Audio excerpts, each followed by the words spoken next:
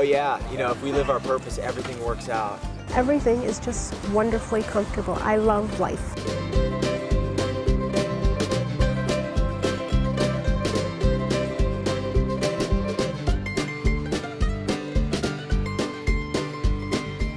Feeling is so great. I have so much energy.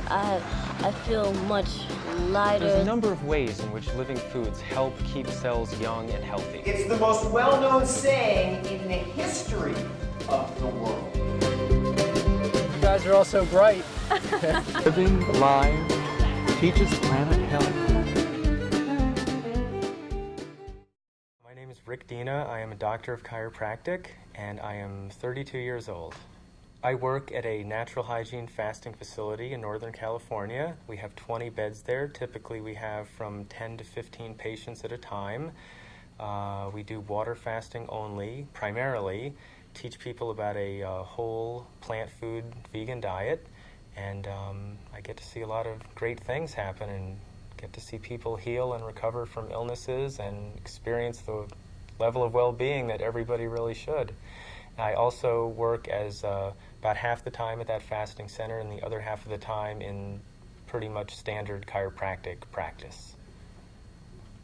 What I mean by cellular aging is that there's oftentimes research done within the scientific community, and they look at cells, because cells are the primary building blocks of human beings. Get a bunch of cells together, similar cells, and they make up tissues. And you get some similar tissues together, and they make up an organ. You get some different organs together, and they make up systems, such as your nervous system, your cardiovascular system, digestive system. When you put all those systems together, you have the entire organism. So when we look at the cell itself, because that is the building block of a human organism or any organism, that we can only be as healthy as our cells are. So cellular aging has to do with studies within the scientific community that determine how cells age, what keeps them young for longer, what makes them age quicker, and why they may malfunction in various ways. And when we understand that information and apply it to what we understand with living foods, we actually see an awful lot of support for what we're doing within the scientific community. Even though they may not necessarily realize it, there's a lot of excellent information there that, if applied appropriately, is very useful. Living foods can help cells age less quickly and stay younger for longer. Within the scientific community, they've done a whole bunch of studies since the 1930s on all different species: rats, mice, fruit flies, single-celled creatures, roundworms, some on monkeys, and there's some indirect evidence also with human beings that show when any type of creature eats less food than they normally do, or actually I would say an appropriate amount of food as opposed to overeating, that cells and the organisms live for longer, don't get the same type of diseases, and if diseases do show up, they show up later in life. Now, all they do is look at if they eat the same amount of food, but if they eat less food, they tend to get less diseases. Now, on a living foods diet, because raw fruits and vegetables tend to have a lot of water, a lot of fiber, and tend to be low in caloric density and high in nutrition, have lots of vitamins, minerals, phytochemicals, antioxidants, structured water. Because of that, we tend to eat less food when we're eating raw fruits and vegetables, as opposed to if you're eating ice cream and refined plant foods and animal products. Those foods are much more calorically dense, and they don't satisfy us as much, and people tend to overeat on those foods, where there's much less likelihood of overeating when you're eating raw fruits and vegetables. So when we apply that to the scientific research that says eating a lighter diet and eating less food helps cells stay young for longer and helps us live longer, that's inherently what you're generally going toward when you're eating a living foods diet. The basic idea with how light eating benefits the body is that we understand in natural hygiene thinking and in living foods thinking that every time our body has to digest food, it requires a certain amount of body output, body energy expenditure, of nerve energy, of blood, hormones, enzymes, things that the body has to use its resources in order to digest, to get the nutrient and the caloric value out of food. Now, the body also has the capacity to heal itself. The body is a self-healing, self-regulating organism. And basically, once you've eaten enough food to meet your caloric and your nutritional needs, any food you eat in excess of that only makes your body do more work and starts to basically, in unscientific terms, basically starts to wear the body out and create more toxic buildup, more things that interfere with the cell's normal functioning. So in the scientific research, when they show that the creatures that eat less food, they tend to have lower blood pressure throughout their whole life, less free radical damage to their cells, less buildup of waste products within their cells. And actually, there's about 300 different markers of aging that they look at. And these are markers of aging are things like blood pressure, blood glucose levels, blood insulin levels, cholesterol levels, stiffening of the arteries and joints and tissues, immune function, learning ability, those type of things. And what they find is that in the creatures that eat less food, that about 90% of those markers of aging stay young for longer and keeps us youthful, keeps us healthy. And when we overeat, we tend to sludge up our blood. We don't get as much oxygen to our brain. We wear ourselves out. Everyone knows, for example, after a big Thanksgiving meal, we load on the gravy, load on the turkey, have some apple pie. People are so stuffed they can barely function, and then they go in the couch and turn the football game on and pass out till they drink some coffee to irritate their nervous system and get whipped up. And so it's clear, if anyone wants to wonder whether food requires energy, just take a big jug of ice cream and eat till you can't eat anymore, and try to go swimming after.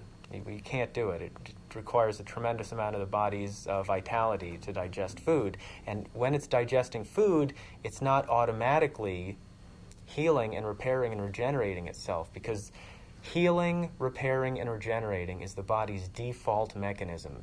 As soon as we have the nerve energy and the resources available to heal and cleanse and repair, the body will automatically try to do so. The more energy we free up from not overeating, the more we have available for cleansing and healing. The ultimate example of that is when someone undertakes a fast. Fasting is the abstinence of all substances except pure water in an environment of complete rest. So when people are able to rest and relax and not use up their body's resources for digesting food, all of that extra nerve energy and all the available body resources can be used for healing, cleansing, and repairing. Just like if you take a couple of weeks off from work, you get the chance to clean your apartment, paint your house, have a garage sale, do all that type of thing. When you're working all the time, you don't have those resources available. And the body works in a similar way. And we are very fortunate to live within this structure that can heal itself. It's fascinating, and all we really need to do is understand how to get out of the way of the body's healing process and let it express itself so we can be as healthy as possible. What a cell needs to be healthy is there's in a way it's very simple, and in a way it's not so simple. A cell you could look at as like a large industrial park. There's a fence and a security system all around it, and that's like the cell membrane.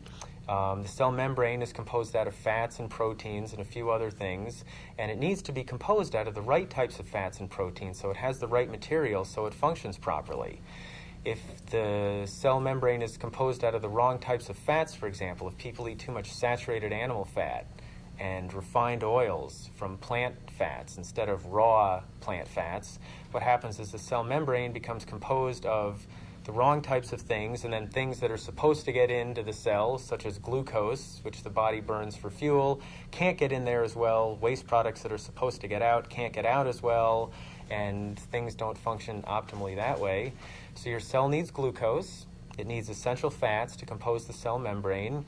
The cell needs amino acids, because a lot of cells produce their own proteins, and they need all the amino acids in the cell to produce proteins. Cell needs water. We can't get dehydrated. So vitamins, minerals, protein, fats, glucose, and water are the primary things that a cell needs to function properly. And we can get all those things from raw fruits and vegetables without getting the things that interfere with the cell's functioning. Okay, so there's a number of ways in which living foods help keep cells young and healthy. For example, if we look at the scientific data, most people have heard about free radicals that are unstable molecules that damage cells. And we've heard about antioxidants, which are chemicals found in foods and some of which our body makes to counteract the damaging effects of free radicals. Now, we know from the scientific literature that creatures that eat less food generate less free radicals in the first place. So, for example, that's always the start. If you have a problem, instead of doing all the things like fighting the fire while you're feeding the flames, you try to look at the cause of what's happening and not cause as much of the problem in the first place. So when we eat a lighter diet, we generate far fewer free radicals in the first place. And the way to generate the fewest free radicals is by eating a diet as light as possible and not overeating. And it's easiest to do that when you're eating a diet of whole natural plant foods, primarily of raw fruits and vegetables. Raw fruits and vegetables contain fiber. Fiber helps take up room in your intestines. When your intestines get more stretched out, that sends a message to the hypothalamus, which is where the appetite regulating center of your brain is, and that tells your body that the more stretched out the intestines are, the more satiety we have and the more full we are, and the sooner we can stop eating. The body's also constantly regulating nutrient levels within the bloodstream. And if you don't have enough nutrients, your body will not feel satisfied and will tend to make us keep eating because hopefully we're getting nutrients from our food. With living foods, we're doing that. With the way most Americans eat, we're not necessarily getting very many nutrients from our food. So in other words, when we're eating fiber-rich, nutrient-dense foods, we're going to tend to eat less and generate less free radicals. The easiest way to do that, the best nutrient-rich, fiber-rich foods are raw fruits and vegetables. And it just so happens that those same raw fruits and vegetables are the foods that contain the most antioxidant nutrients. So the same diet will make you create the least amount of free radicals and also has the most amount of antioxidants to counteract the effects of those free radicals. And when we get excessive free radical production, such as when we're eating too much and eating too many animal foods and we don't have the antioxidants to counteract those, free radicals start to damage the cells. So for example, you could think of a cell like a large industrial park. It needs fuel, it needs supplies, it needs to get rid of the waste products. There's power plants, there's communication systems, there's supervisors, blueprints, all types of things are going on within this industrial park, which is like our cells are. Now, for example, cells need a supply of fuel. And the primary supply of fuel in our body is glucose, which is a simple sugar that we get in our bloodstream after we eat food. And this glucose needs to get into the cell, and it goes to a part of the cell, which is the power plant of the cell, known as the mitochondria. Now, when the mitochondria, or the power plant of the cell, takes the glucose molecule and runs it through the Krebs cycle and runs it through the electron transport chain, there's oxygen involved. A normal byproduct of that process is known as oxygen-free radicals. So that is the main source of free radicals, is from the power plant of the cell. And the more food we eat and the more stress we put on the cell, the more free radicals we produce. And what these free radicals start to do is the first thing they do is start to damage the power plants. So then the power plants don't work as efficiently and we don't produce fuel as efficiently. And then they start to make even more free radicals. And then we start to damage the power plants even more. And then eventually there's so many free radicals that they can damage other structures in the cell, can start to damage the cell membranes, can start to damage the parts of cells that put proteins together. And it can even start to go to the nucleus of the cell and damage the genetic material, the RNA and DNA. So by eating a diet as light as possible, focused on raw fruits and vegetables, we minimize this free radical damage within the cell and keep everything functioning optimally. But people often think that they can just eat whatever they want, make their body generate as many free radicals as they want, and just take their antioxidants and they're free from the damaging effects of free radicals. It makes much more sense to eat a diet that generates the fewest free radicals in the first place. Antioxidants sometimes can have a place in helping people be healthy, but they don't make up for a bad diet. As far as organic produce versus commercial produce, a lot of times people worry, oh, this isn't organic, this and that. And I clearly think there's no doubt that organic produce is superior to commercial produce. However, oftentimes I see people, for example, not buying commercial produce because it has pesticides on it, and then instead they buy Wonder Bread and pasta and those types of things because they think, oh, it's not produce and it doesn't have pesticides on it.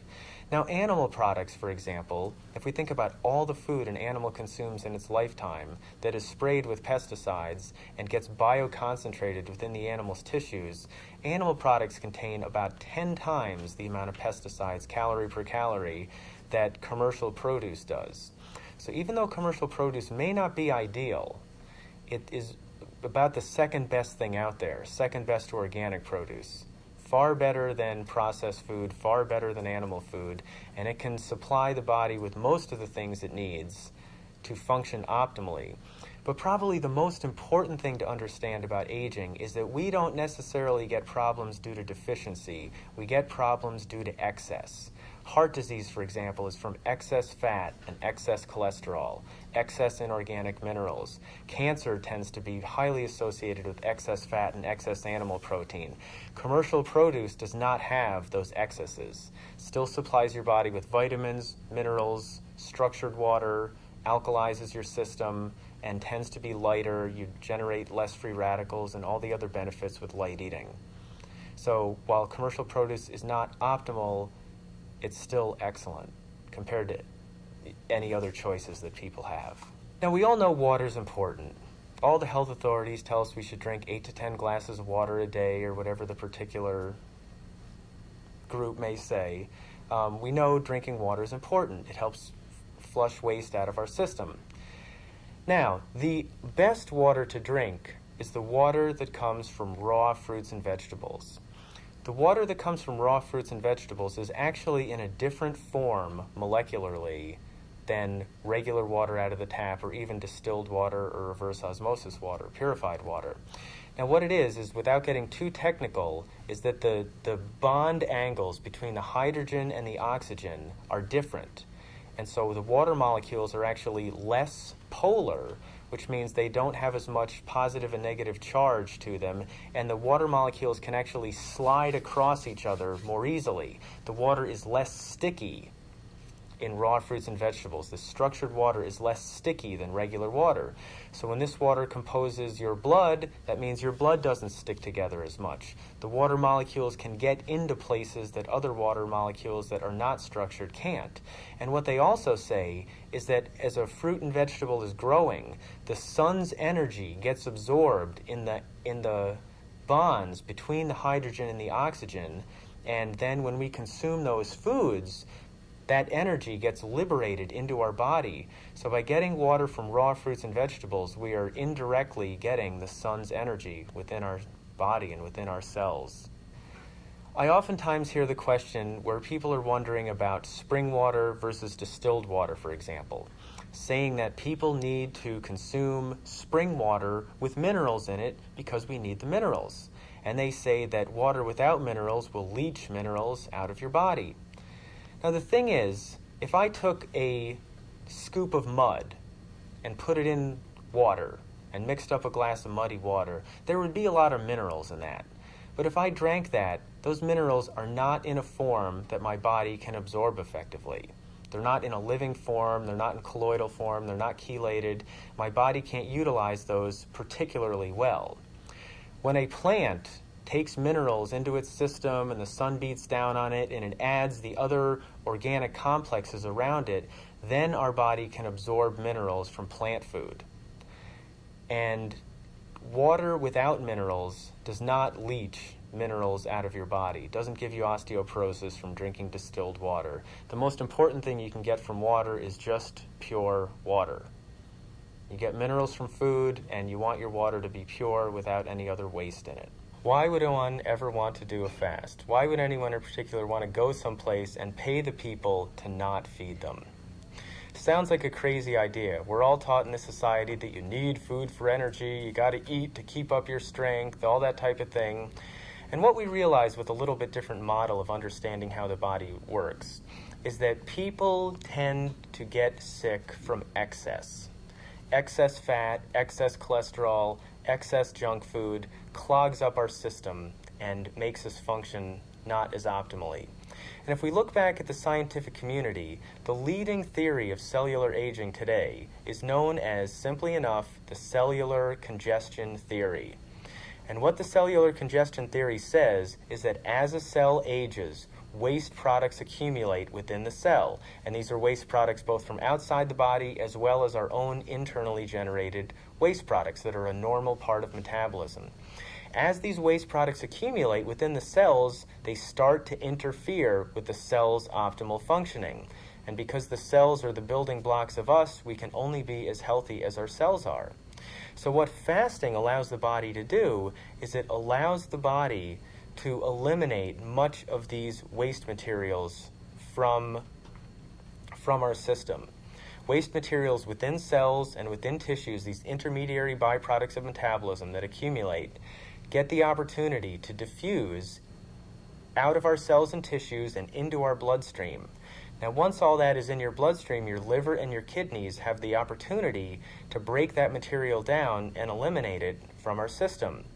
Once your body is free of these accumulated waste materials, it functions with a much higher level of efficiency. People look better, feel younger, are thinking clearer, and feel better than they have typically in many, many years after a properly conducted fast. The definition of fasting I subscribe to is the abstinence from all elements except pure water in an environment of complete rest.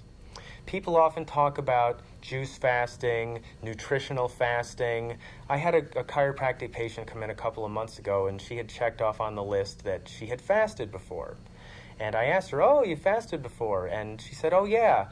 I said, "Well, was it a water fast?" "Oh, no, I was eating this, I was eating that. I was on a food fast."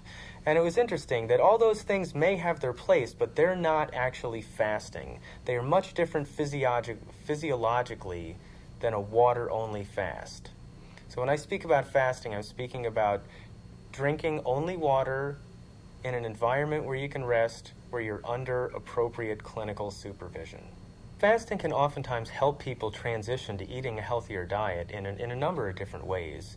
One is that oftentimes, anytime someone starts consuming a lighter diet and less food, and they use less of their body's resources to digest and assimilate and eliminate the food they're eating, then they automatically have more energy available for cleansing and healing and repairing. So once you start eating a healthier diet, your body will have the opportunity to do a little house cleaning and to start eliminating waste products from itself. Oftentimes, this process isn't very much fun. The body goes into a cleansing mode, and you can start getting headaches, coated tongue, bad taste in your mouth, feel exhausted, aches and pains. It's oftentimes difficult for people to go through that period. Now, what fasting can do is fasting makes that elimination process and the healing process happen much more quickly. So people can, quote, get all of this cleansing over with in a short period of time, and it gives them a really good head start. So after they're done fasting, most of the initial cleansing is done with, and then they can eat a healthy diet and not have to experience that over months at a time. They can do it all in a shorter period of time with fasting. Another tremendous benefit of fasting is that when people are on a standard American diet, they're usually used to eating a lot of stimulating things: oil, salt, sugar, vinegar. And because we're constantly bombarding our sensory input with all those things, your body goes through a neuroadaptation where those sensors become less receptive because they have to tone down a little bit or down-regulate because of the constant bombardment. So then what happens is when someone wants to switch to a natural foods diet, their sensory receptors are so dulled that natural foods don't taste good to them because they don't have that stimulating effect. Fasting can help the body neuroadapt and reset their taste receptors and other receptors in the body so natural foods all of a sudden taste really good. And when you do something that you enjoy, you're naturally going to stick with it. And instead of trying to discipline yourself into a raw food diet or into a vegan diet when your body isn't ready for it, I think a much better approach is to try new things, start to get used to them, and as your body gets used to those, and as your natural instincts draw you toward healthier eating, the old, less healthy habits will naturally fall away, and going toward being healthy will be a joyous process instead of a stressful one. Because if a stressful one, you can only willpower your way into healthy eating for only a certain amount of time until eventually you're going to fall back into your old habits. If you do it gradually and you enjoy the process and you feel empowered, then you can keep it up for a lifetime. And that's the ultimate goal. We want people to be healthy for a lifetime, not just for a short period of time. And once you fast and once your body is cleaner and once your taste buds are more adapted to healthy food, that type of food and keeping your body pure will be more and more enjoyable, and it will be an easier process. Overall, it's extremely important that people don't necessarily watch what I'm saying here and decide that they're going to fast at home. There's a number of reasons for this. Fasting needs to be done in an environment of complete rest. When you go to an appropriate fasting facility, they supply an environment where you can rest, where you're not distracted, where the phone isn't ringing, where your relatives aren't coming over telling you you're going to die, where your friends aren't bringing you pies and saying, this has gone on long enough, you need to eat, you're going to die, you're getting sick, and then they have the doctors call you. You need to be in an environment where you're supported, where there's people around who understand what's going on, and where you are supervised by doctors clinically experienced in fasting. During the fasting process, the body has the opportunity to eliminate a lot of accumulated waste within your body and within your cells in a very short period of time. Oftentimes, this can result in quite significant cleansing reactions, which are difficulties like nauseousness, vomiting, diarrhea, headaches, aches and pains. There's all types of things that can occur as the body's trying to heal itself. However, not everything that occurs is a cleansing reaction. Sometimes, without clinical knowledge, people mistake serious health conditions which require attention and intervention. They mistake those things for cleansing reactions. This is very dangerous because then the people continue on the fast, they don't get the intervention that is required, and they can get themselves into a very severe problems. For example, I'm familiar with one case where somebody was fasting on their own at home, they were not drinking enough water, they were somewhat dehydrated, which is a little bit of a tendency when you're fasting to get dehydrated. They ran into some type of situation that they could not handle. They went to the emergency room. The doctors there don't understand the physiology of fasting, what some of the normal differences in fasting are, and they looked at this person and noticed that they were dehydrated. So they put the IV saline solution in, and they actually hyperhydrated or excessively hydrated this person. Because of that, they had excess fluid in their tissue, in their bloodstream, in their heart, in their lungs, and people could possibly run into congestive heart failure with that. There's other times when I got a call the other day and somebody was concerned about her daughter who was fasting at home, and she was having bowel movements during the fast, which doesn't really happen typically that often. About 80 to 90% of the time people don't have bowel movements after the first couple days of their fast. And this woman mentioned that her bowel movements were black. Now, if you've read a couple books about fasting, and you might think everything that happens is from cleansing, you might think, that's great, black bowel movements, that's old stuff coming out. Well, with some clinical knowledge, we know that black bowel movements can often be a sign of gastrointestinal bleeding. Now, this woman was also vomiting during her fast. And when you have somebody who's vomiting, who has gastrointestinal bleeding, they can run into severe medical problems. And we don't want that to happen to anybody. So we want people to fast safely and effectively so their body can get the maximum benefit. And it's really important to do it with someone who has experience and who can make sure that's going to happen. It's oftentimes difficult to predict what will happen during a fast.